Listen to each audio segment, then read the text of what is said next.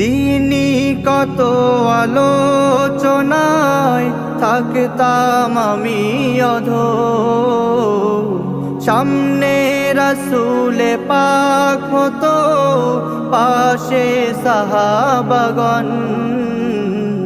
দিনী কত আলোচনায় থাকতাম আমি অধম, সামনে রাসূলে পাক হতো, পাশে সাহাবাগণ। আবু বকর ওমর ওসমান আলীর সঙ্গী কেমন হতো, আবু বকর ওমর ওসমান আলীর সঙ্গী কেমন হতো। দুনয়নে রাসূলে পাক দেখিলে